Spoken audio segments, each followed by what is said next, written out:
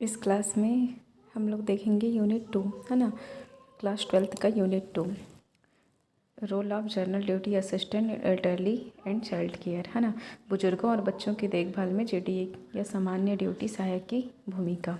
इसमें सबसे पहले सेशन 1 में देखेंगे introduction to care of elderly, बुजुर्गों की देखभाल का परिचय। इसमें पहला क्वेश्चन बनता है क्वेश्चन नंबर 1, एजिंग एल्डरली, है ना, एजिंग या एल्डरली या बुजुर्ग या एजिंग क्या है ना।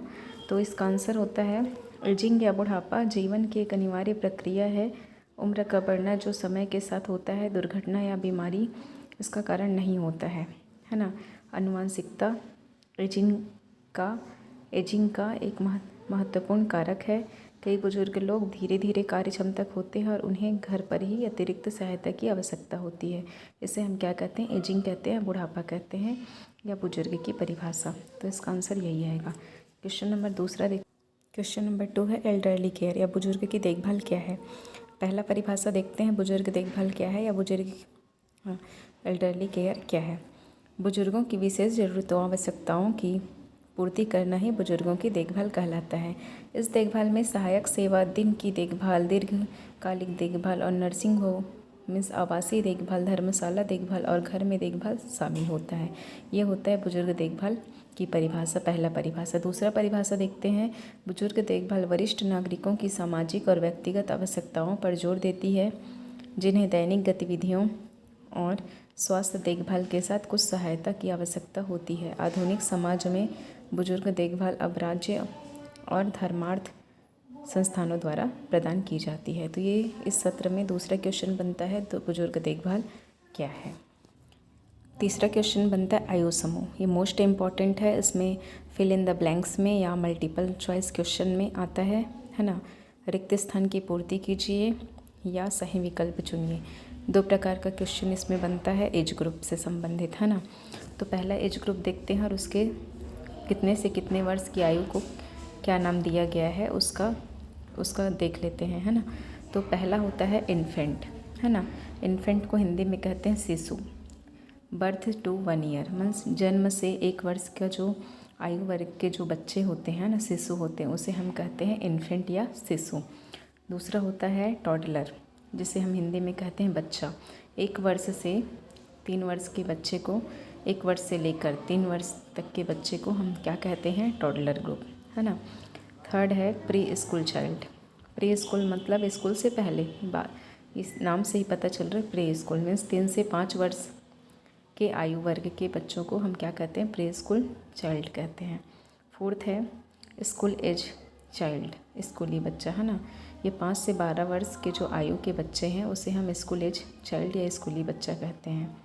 नेक्स्ट है एडोलसेंट। एडोलसेंट को किशोर कहते हैं या इसे टीनेज भी कहते हैं, है ना, टीनेजर्स। 12 वर्ष से 18 वर्ष के आयु 12 वर्ष से लेकर 18 वर्ष की आयु ग्रुप के बच्चों को हम कहते हैं एडोलसेंट या किशोर या टीनेज, है ना। यंग एडल्ट, युवा अवस्था। 18 से 45 वर्ष के व्यक्तियों को हम क्या कहते हैं, युवा अवस्था एज ग्रुप को, है ना। मिडिल एज एडल्ट, मध्यम युवा वर्ग। 45 से 65 वर्ष के युवाओं को हम क्या कहते हैं, मध्यम युवा वर्ग कहते हैं। ओल्ड एडल्ट मीन्स होता है वृद्धावस्था। ओवर 65 ईयर्स मीन्स 65 साल से अधिक आयु वर्ग के लोगों को हम क्या कहते हैं, वृद्धा अवस्था या वृद्ध पर्सन कहते हैं, वृद्ध व्यक्ति कहते हैं। इस सत्र का नेक्स्ट क्वेश्चन है 4th, बायोलॉजिकल एजिंग या जैविक एजिंग क्या है। बायोलॉजिकल एजिंग व्यक्ति के शरीर की कोशिकाओं का समय के साथ बदलाव होना। मनुष्य के शरीर में समय के साथ बदलाव देखने को मिलता है। यह प्रक्रिया ही बायोलॉजिकल या जैविक एजिंग कहलाता है। उदाहरण के लिए महिलाओं में रजोनिवृत्ति मीन्स मेनोपॉज, है ना, बालों का रंग सफ़ेद होना, त्वचा में झुर्रियाँ होना आदि। अब रजोनिवृत्ति मीन्स होता है फीमेल में जो मेंस्ट्रुअल साइकिल होता है उसका स्टॉप हो जाना, है ना। ये होता है biological ageing. Second next question बनता है इसमें से क्वेश्चन नंबर 5, साइकोसोशियल एजिंग क्या है ना, मनोसामाजिक एजिंग क्या है।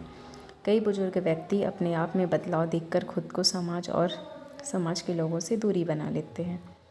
और कई बुजुर्ग व्यक्ति बदलाव को स्वीकार करके जीवन के साथ खुश रहते हैं और सक्रिय होते हैं, जैसे व्यायाम करना, कॉलेज का कोर्स करना, सामाजिक कार्यों में भाग लेना आदि। या पूरी प्रक्रिया को ही हम क्या कहते हैं, मनोसामाजिक एजिंग कहलाते हैं, है ना। ये हो गया क्वेश्चन नंबर 5 का आंसर। इस सत्र से नेक्स्ट क्वेश्चन है क्वेश्चन नंबर 6, बुजुर्गों की आवश्यक देखभाल क्या क्या है, लिखिए। तो इसमें आंसर देख लेते हैं। पहला है बुजुर्गों को नहाने और व्यक्तिगत स्वच्छता मीन्स पर्सनल हाइजीन, है ना। पर्सनल हाइजीन मीन्स ये पर्सनल हाइजीन हम लोग व्यक्तिगत स्वच्छता 9th क्लास में पढ़ चुके हैं, है ना। तो इसको डिटेल में मैं नहीं बताऊंगी, है ना। में सहायता की आवश्यकता होती है, जिसमें देखभाल प्रदाता मीन्स GDA का मुख्य भूमिका होता है। दूसरा है दवाइयों की सूची बनाकर प्रत्येक दवा को समय पर बुजुर्गों को देना चाहिए। दवाइयाँ स्वयं से नहीं ले सकते, है ना।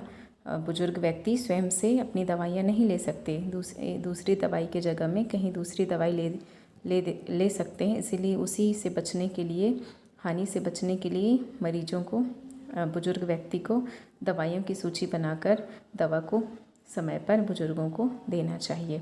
थर्ड है डॉक्टर के द्वारा लिखा हुआ दवाई ही बुजुर्ग व्यक्ति को दिया जाना चाहिए। फोर्थ है बुजुर्गों के लिए घर की सतह चिकना ना हो, जिससे उनके गिरने का खतरा ना हो, है ना।